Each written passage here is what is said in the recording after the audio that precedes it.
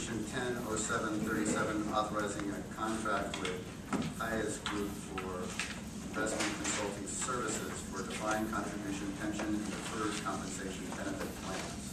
Mr. Gentleman. This resolution has a lot of IRS numbers and letters associated with it, but the long and the short of it is that the trustees of our plans that employees contribute to themselves, that's the defined contribution plan for management employees hired after April of 2003, as well as the deferred compensation plan, which is then both available for management employees as well as union employees.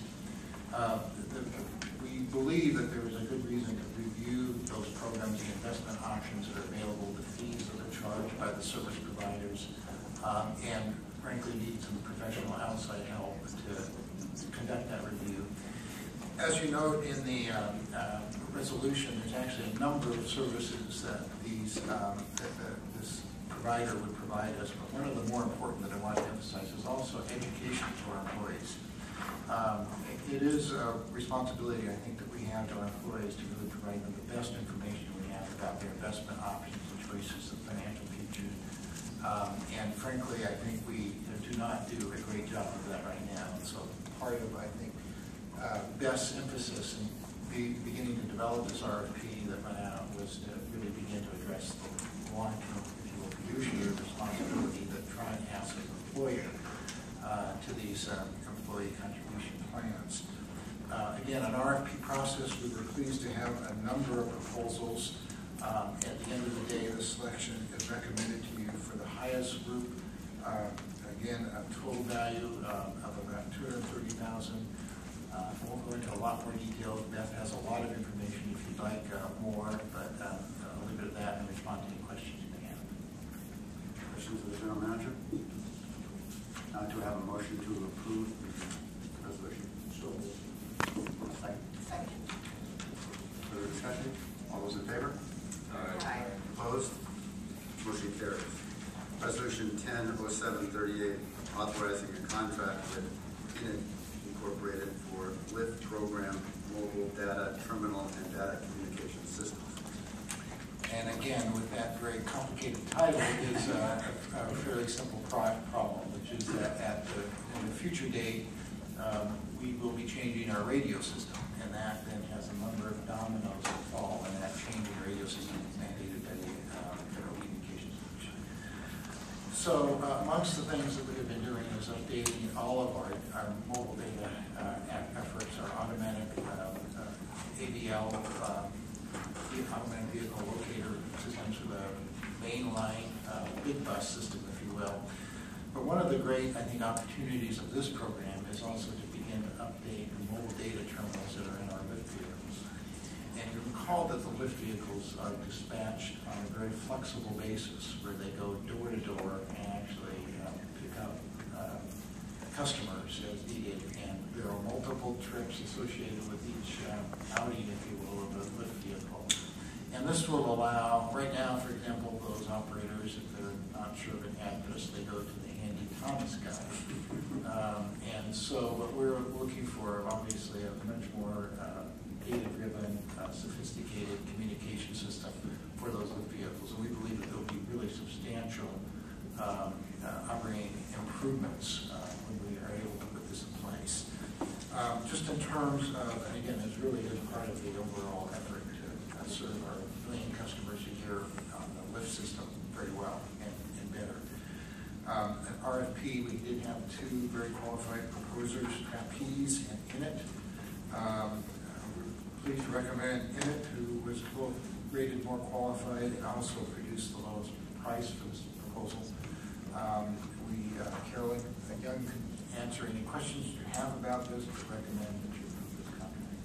So are you saying that there's been some innovations in communications over the last 30 years? Yeah. Since we last applied, Yeah, and the systems we have now are and I wouldn't even say last generation. kind of equivalent to having a big boxy, mobile phone. Yeah. Are there any questions? Do I have a motion to approve? Second. Motion second. All those in favor? Aye. Motion carries. Opposed? Motion carries. Resolution 10-07-39, authorizing an extension to the lease agreement with Lloyd District Properties Limited Partnership for certain real property located at 710 and 830 Northeast Holiday Street. As you may know, the TriMet Capital Projects Unit has actually been located in this facility at this building since 1991. Our last major renegotiation of this lease was in 2005. It had a 5-year term, which is about where we are today. As you also, we have some of the new members may not be as up to speed, but we have developed a facilities master plan that would begin to indicate that there's some advantages longer term to begin to consolidate the functions that are at the Holiday Street office with those that are at the Center Street office, and we have some notions about that. But that is connected with the development of the Port Milwaukee Light Rail project and has a certain timeline to it. So it became quite obvious to us that what we needed to do was to negotiate this lease with this provider, which was Wood Properties.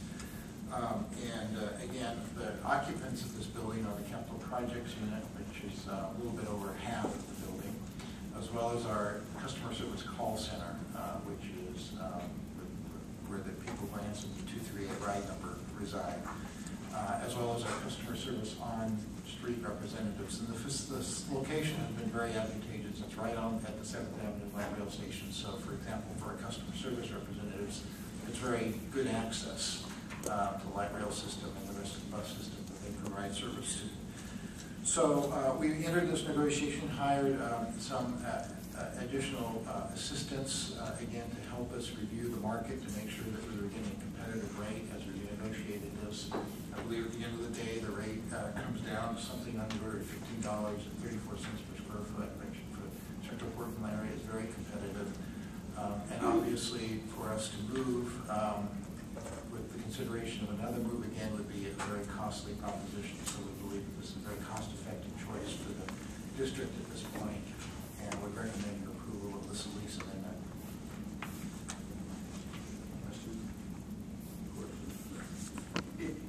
You know, when you do the Milwaukee, it outlined that Ruby was going to be expanded out there. You know, can this be consolidated in the future out there, Neil? Is this possible that? Not necessarily at Ruby, but we do believe that in the future it can be consolidated. And to break apart the two functions a little bit, the communications, the 238 ride, the marketing, the customer service response call center, if you will. I'm reaching for the words, call center, can be relocated, we believe, at Center Street ultimately with our reformatted control center. The office functions are really very flexible in terms of where they are located, and as we, again, sort of reconfigure the office location, what we'd love to do is to bring them closer to the other office facilities, and so, but that will be a few years out and will be associated with the Milwaukee program. And that's why the term is 3 years initially with some possibility to extend, which is probably shorter than we would otherwise do. Questions? If not, I'll entertain a motion to approve. So, Second. All those in favor? Aye. Opposed? Motion carried.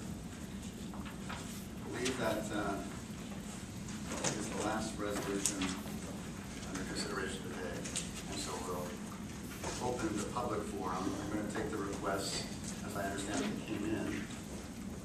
The first is from Michael Levine and Mary Rhodes.